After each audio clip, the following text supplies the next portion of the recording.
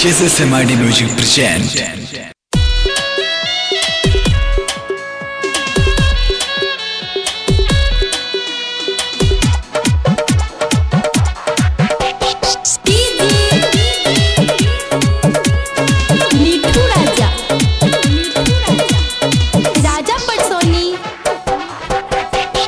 Recording by SMID Music Lakshmipur.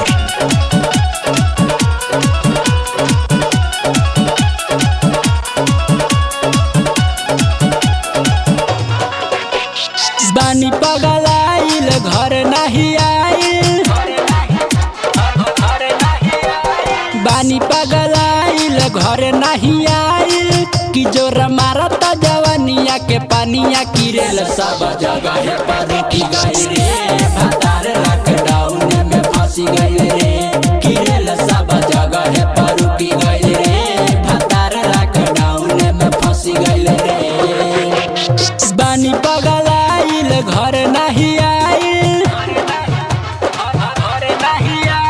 बानी पगलाइल घर नहीं आइल कि जोर मारत जवानिया के पानिया किरेल सब जगह पर रुकी गई रे। भतार लॉकडाउन में फंसी गई रे, किरेल सब जगह पर रुकी गई रे। भतार लॉकडाउन में फंसी गई रे।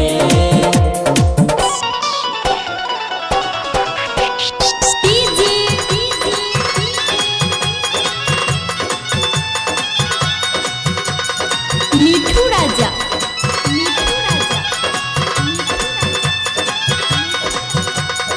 राजा पटसोनी।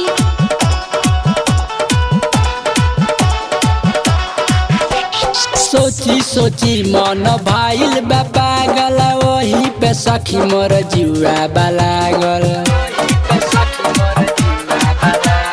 कैसे बताई अब मन नहीं लागे, दहिया के दर्द देवरो न जाने।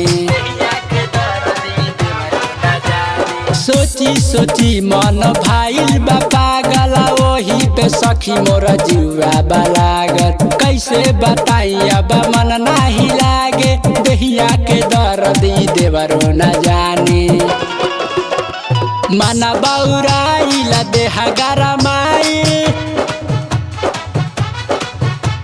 मन बौराइल देह गरमाई कि निक लागे नहीं देह के रहनिया। जवानिया माटी में मिल गई रे। भतार लॉकडाउन में फंसी गई रे, किरेल सब जगह पर रुकी गई रे। भतार लॉकडाउन में फंसी गई रे।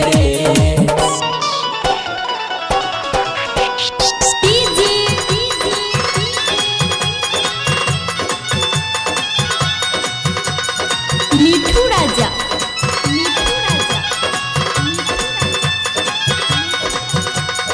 राजा पटसोनी।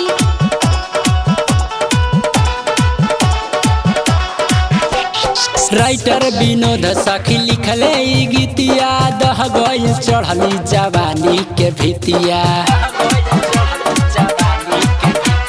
सजमन बेदर्दी बनावेला दूरी, बुझे नहीं मुआना हमर मजबूरी। राइटर विनोद सखी लिखले ई गीतिया, दह गइल चढ़ली जवानी के भितिया। सजमन बेदर्दी बनावेला दूरी, बुझे नहीं मुआना हमर मजबूरी। का हम बताई कैसे समझाई,